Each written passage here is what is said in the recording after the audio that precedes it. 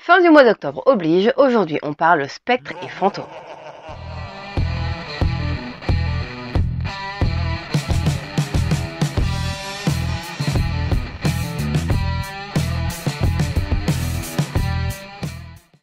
Bonjour à tous, j'espère que vous allez bien. On se retrouve aujourd'hui pour un petit tuto pour peindre des fantômes, des spectres et toutes ces petites bébêtes un petit peu glauques et luminescentes. Et pour cela, je vais vous proposer deux schémas de couleurs, un assez classique qu'on voit quand même un peu partout, mais qu'il faut être honnête rend vraiment pas mal, et le second qui me correspond un petit peu plus, c'est vraiment mon préféré des deux, un peu plus désaturé, un petit peu plus terne peut-être, mais qui fiait parfaitement à ce genre de créatures fantastiques.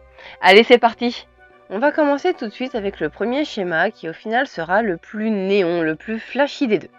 Et pour cela, je vais commencer par lui appliquer une base de turquoise assez diluée. Le but ici, c'est vraiment de teinter l'ensemble de la figurine. Donc je vais aller un petit peu contre mon produit et je vais au maximum essayer de l'empêcher de s'accumuler dans les creux. Ensuite, je vais passer par-dessus l'ensemble de mon spectre un brossage à sec de blanc.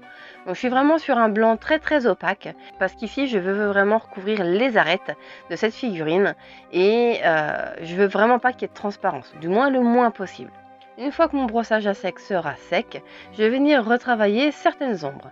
Donc je vais venir vraiment foncer essentiellement les extrémités et certaines parties pour donner un petit peu plus de nuances et de couleurs. Comme vous voyez, je fais pas attention, je repasse à la fois sur mon turquoise et sur mon blanc, et je viens ensuite adoucir la transition avec un pinceau propre. Donc le but du jeu ici, c'est vraiment d'obtenir un joli dégradé.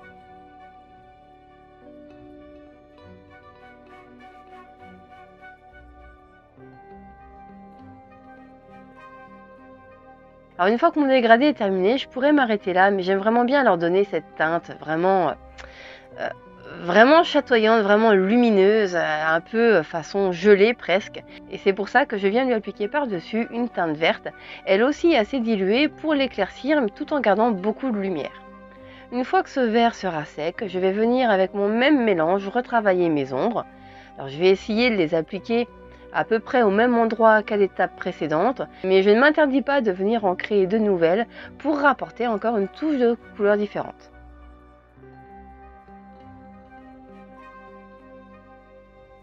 Je vais reprendre mon blanc opaque et je vais refaire un brossage à sec sur l'ensemble de ma figurine. Ce brossage au final qui fait un petit peu poussiéreux, qui ternit un peu l'ensemble, ça va vraiment donner un superbe look à mon spectre.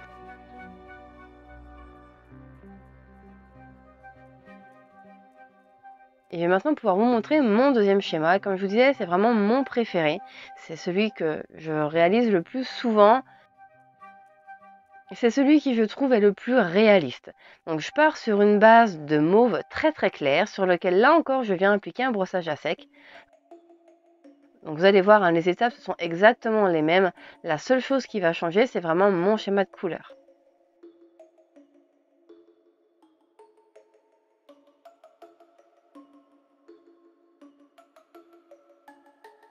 Donc, comme pour le précédent, je viens appliquer des ombres sur les extrémités de ma figurine et je viens les adoucir. Alors ce coup-ci, j'ai fait avec une brosse et non avec un pinceau. Ça donne un effet légèrement différent, mais le but ici, c'est vraiment de créer un dégradé doux.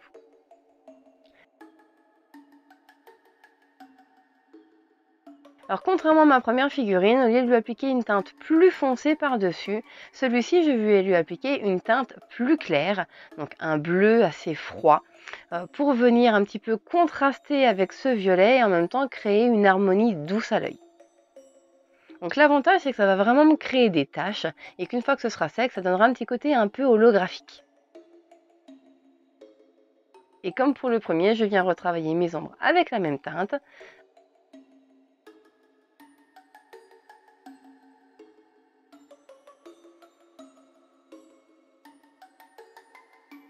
Avant de lui appliquer à lui aussi un brossage à sec de blanc opaque. Donc j'hésite pas vraiment à accentuer mes brossages à sec sur certains endroits pour vraiment créer des zones très blanches, très désaturées et pour au final leur donner un look vraiment très sympa. Et voilà le résultat. Donc comme je vous disais, le brossage à sec, ça permet de faire vraiment quelque chose d'un petit peu fondu, d'un petit peu flou. Et ça va vraiment bien ce genre de figurine. Mais je vais quand même sur certains endroits appliquer un petit lignage de blanc pour accentuer certaines zones. Donc, je vais reprendre mon blanc opaque et avec le plat de mon pinceau, je vais définir certaines arêtes bien plus précisément que les autres. J'en fais pas absolument partout pour conserver ce côté un petit peu flou donné par le brossage à sec.